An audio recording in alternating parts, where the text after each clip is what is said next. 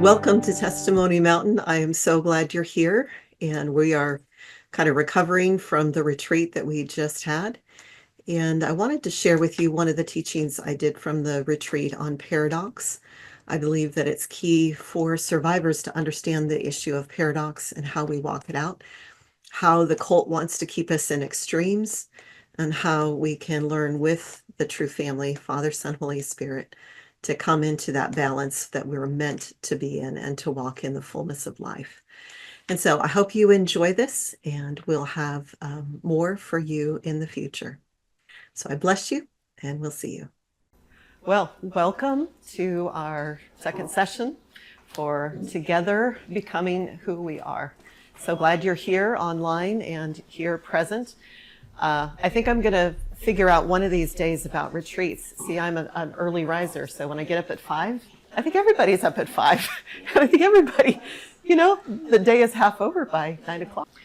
And but I know that parts of my team and many other people are late nighters, so maybe I will start the schedule a little bit later next time. And I know that a lot of us may not have gotten a lot of sleep last night, and so I just want you to understand I get it, and I'm not offended if you doze off.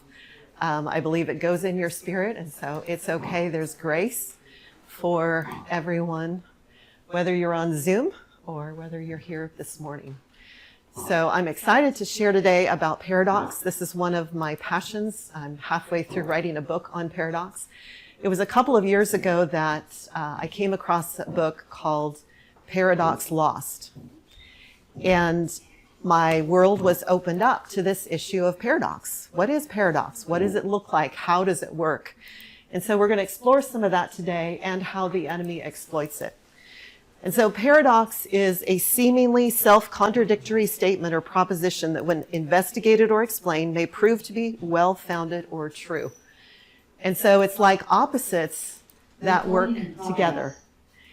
And so this is really interesting because it goes to the very fabric about how God created us and made us. It's not either or, but it's neither or both, which is kind of an interesting thing because God created it to work together. Separately, no. And so this is interesting because for a lot of survivors, our mentality is either or, and we're always going back and forth between things like that. So I want to look at some paradoxes that God created and actually the very fabric of our universe with protons and neutrons, or electrons and protons. And so one is positive, one is negative, and they attract each other, and they are the very foundation of how our whole universe is built. So God created paradox in the very fabric of everything. I love the brain because it is also this amazing paradox of the left side of the logic, analytical processing, and then the right side, which is the flow and the relational and all of those other things that come together. Some other body paradoxes are inhaling and exhaling. If you only inhaled, what would happen? You'd eventually blow up. And so both of these are needed, and God created them to work in this beautiful synchronization. Even movement. So our muscles, they work on extension and contraction. So for one to extend, another muscle has to contract. And so they work together in this beautiful flow. To keep us safe, the amygdala is another one where fight, flight, or freeze. And so one is very action-oriented and one is very still. This is connected to the sympathetic, the action, and parasympathetic parts of our nervous system. And learning how to regulate that is so important for us because they're meant to work in this beautiful flow together. God created us to work and to rest. We need both of those. Those of us who are raised workaholics, we don't know what rest is. And we have to come into that sync with the Lord of His plan for rest. Male and female, again, opposites. And sometimes you're like, God, why did you do this? This is too hard. And yet it's the beautiful expression of who he created us to be in his image, both male and female. And then there's these awesome God paradoxes. Jesus, who is God and man. I think we struggle to figure this out and how it works. And sometimes people go a little more one side or a little more the other side. But where we need to be is in that center. He is fully both. And what does that mean to us? And then Jesus as the lion and the lamb. Again, two completely opposite types of being. Present and in me. God is present and in me. But he's also other than. So there's this distinction and oneness that are meant to flow. When you get too far one way, and sometimes when I hear people talk about oneness, we're all one, everything is just one, we're all one. It annoys me and irritates me because I've seen people who then begin to go, anything I think is God because he's one with me. And there's distortion that comes in. Or how do I run into my Father's arms if I just focus on oneness? That distinction allows us to have relationship with one another and is so dynamic and beautiful. Friend and judge. He is both. So how do we wrestle with this intimacy and all of that and the awesomeness and majesty of who he is and that he is a judge and he does correct? It's both of these things. Sovereign, and yet gives us free will. Again, this is something that people struggle with in Scripture. And you got all the Calvinists over here, the sovereignty of God, and you got over here the free will. And again, depending on which way you go, if it's free will, just free will, then to me, God is weak and he's subject to us. And he's not very powerful. But if I understand his sovereignty and free will, there's a mysterious way that it flows together that is beautiful and powerful and works. These are the things that we have to wrestle through. Mercy and justice. I tend to be a little more on the mercy side, and there's a design to some of that. But yet there's this place where we have to embrace both. Otherwise, we get completely out of balance. And so talking about out of balance, that is what the enemy wants. He wants us out of balance. He wants us to be into that perversion part of it or the counterfeit. He doesn't care which extreme we go, just as long as we're not in the flow of God.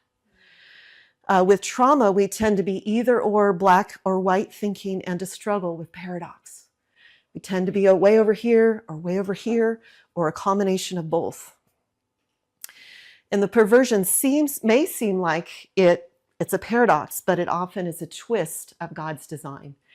And so some examples that we find in the cult of counterfeit paradoxes are the yin and yang energy types of stuff. It can sound like, well, yeah, they're these opposites and flow together and all that. And yet it's a counterfeit. The checkerboard, good and evil. You can do as much evil as you want as long as you balance it with enough good. Obviously, a perversion of paradox. And so I want to look a little bit at attachment styles, and Joe is going to share more on this in a little bit. But I think most of you have in transformations a little bit of a clue of attachment styles. God created us to be healthfully attached and secure with our mom and dad and to feel loved and kind of some of the stuff that Joe shared last night. But then when there's trauma, again, we tend to go one of two ways or a combination. So attachment styles. The healthy, secure attachment, the motivation is joy and rest. We can be alone and we can also be with community, and we know the flow and what our design is, and it's a peaceful place motivated by that joy and rest. When we don't have that, then we tend to the extremes, avoidant or anxious. And Joe may use some different terminology because I know there's different languages out there, or a combination of the disorganized. And it's that fear, motivation, and this push-pull that we as survivors tend to be in. And so I, as a complex trauma survivor, most of us will be disorganized and have both of those, but programmed to be functional, which meant I'm more avoidant. That was the predominant one that I lived most of my life in. Couldn't let anybody in. There's always these barriers and a distance. And I got to run to my cave if there's any conflict. The anxious attachment is those people that are needy. They're just like, I need more, I need more, I need more attention, I need you, I need you, I need you. And sometimes these are married to each other and drive each other crazy, because the more the anxious one is going like this, the more the avoidant is going, oh no, back away, back away, back away. And so when we understand attachment styles, it helps us to understand some of these reactions in us and what's going on interpersonally as we walk this out. In the disorganized, it can be a combination. It can be, today I'm avoiding, and tomorrow I might be, help me, help me, help me. I'm just learning now to get in touch with that anxious side, that needy part, and it's not fun. I'm not really thrilled about it, but that is the way through, is being able to recognize these patterns and how the enemy wants to pull us either way to get us into those extremes, instead of being able to be at rest and joy. That I can know when I need to take some time away. Jesus is our example. He took that time away from the disciples and from ministry to rest, refresh, and connect with his Father. And then he could be with crowds of people and could flow and could engage in a healthy way. And so this is just one example. We're going to be looking at more throughout the weekend of this polarization that the enemy wants to have us in. And so looking at the brain is knowledge and logic alone cannot change anyone. So there are tons and tons of books on attachment theory out there that you can read and you can recognize and go, oh, I've got this style or that style or whatever. But it will not change you. Because the only way for change to happen is to understand both of these. Knowledge and relational connection is another paradox, is God's design represented by the left and right sides of our brain. And so just like last night, there was a question on Zoom about, why do we need to know all this brain stuff? Why is it important? Why is this knowledge needed? And I believe it is so needed because it helps us understand how God created our brain to function and how that works in relationship with one another and in our healing process. And so without this knowledge, I'm clueless about why I'm avoiding and why you're keep coming at me and I can't get you to stop. And so when we have this knowledge, we can begin to understand what's going on in the brain and how the Lord created us and what level of the brain we need to process through. So we'll be looking at that in a minute. So again, knowing healthy attachment is good, but it doesn't fix the problem. Understanding the problem and relational connection makes a way for solving it. It's interesting to me that in the garden, Adam and Eve were offered knowledge, but they went after it without relationally connecting with God.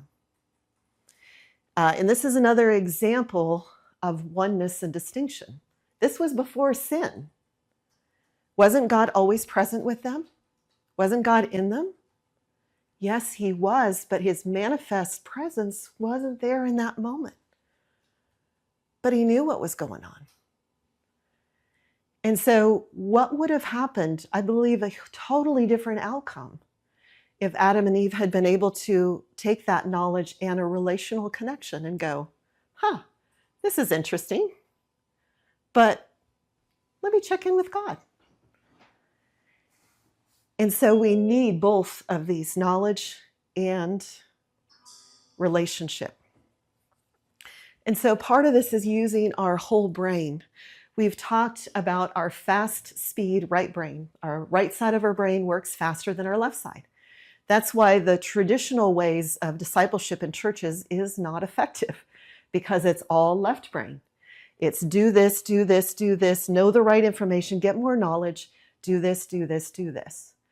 And it just puts us in a pattern of striving. We can maybe get a little ways into it, but there's always going to be a stuck point where it's like, I can't go any further because it's non-relational. It's just, let me do these things, let me do these things. And so we want to understand and get in connection with our right brain so that we can understand these other levels that are so key and important. And so the first one Joe talked about last night was attachment or belonging. And this is, am I connected? And as she shared, if we don't have that healthy attachment to start off with, we may not be able to get anywhere. We may get stuck in that place. And so it doesn't matter how much information or knowledge is given. If I don't have security and safety, it's not going to go anywhere. The second level assessment, which is your amygdala, we talked about, is good, bad, or scary. So many of us as survivors, we get stuck there. Everything is the hypervigilance and we can't relax and rest. We get stuck there. The next one is attunement. That's the emotional regulator. And this is, am I seen, heard, and known? And then action, which is, can I respond in a way that matches my identity, values, character, goals, and preferences? And then it goes into the left brain processing, the logical analysis. And again, we need both of these. There's an interesting, on YouTube, there's a gal, I think she was in the medical field, and she had a stroke that eliminated the left side of her brain. And it was fascinating to listen to her story because she was all of a sudden in this oneness with everything, but she couldn't, she had trouble dialing 911 because the left side was not functional. And so in talking about the right side of our brain, we are not diminishing the left side. We need our left side. It's important. It's just that so much of our culture has been focused and we were educated in the left side. And so we want to correct that balance. And we don't want to go too far and everybody think we don't need knowledge, we don't need information, we don't need the left side of our brain, we don't need to think. We just need to flow. No. So it's bringing these things together into that balance that God has for us. And so just looking again at that attachment styles and considering, processing where you might fit in that. How are you functioning in your daily life? What does that look like for you? Do you tend to swing back and forth? Are you more one or more the other? And then what is God's purpose and plan for you as you process relationally with them? Because we want to get back to that place where we have that secure attachment with them and with one another, that we can know how to flow in that beautiful place that God created us to have. And so I know Joe probably sees this often too, and you'll notice is that when people are sharing something that may be triggering or may be stressful or not sure how you're going to react, we naturally turn away and look away. And so that's our natural kind of avoidant. This is a scary thing I'm sharing, and so I'm avoiding because you might reject me, instead of being able to stay relational. Yeah. And so it was even just a month ago in a session with Joe, because I do tend to look away because I'm dealing with all kinds of crazy stuff. But in that moment, I remembered, and again, that's sometimes the benefit of the left side of the brain to remind us of some things. And it was like I was facing something really scary. And the Lord was like, just stay focused on her eyes, just look in her eyes. And I was able to get a bigger breakthrough because I was able to stay relational. And this is what God has for us. Now, it's okay when we look away. It's not like now we have to stare at each other all the time. And I know Joe's going to have an exercise where we're going to do that. But this is the power of healing and relational connection, is I can't read this in a book and figure it out and do it myself. And so many survivors are trying to do it themselves outside of community. Or I'm just going to do it with the Lord, and the Lord's going to help me, and it's all going to work out. And in God's graciousness, He does work through that way. But He also created us to be relational. And that's where the rubber meets the road for us.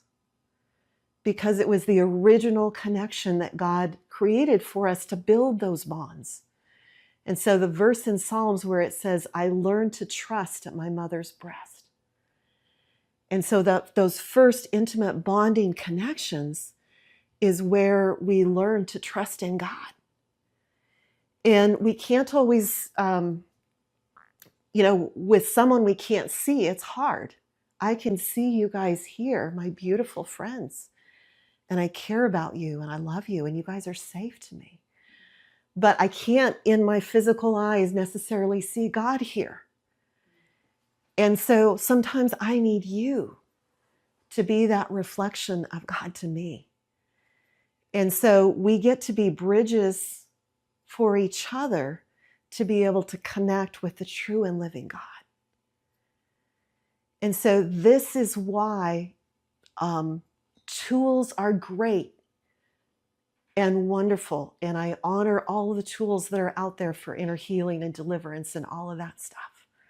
But if we miss this relational piece, I don't believe we're going to get to where God has for us, to walk the full, abundant life that He has for us.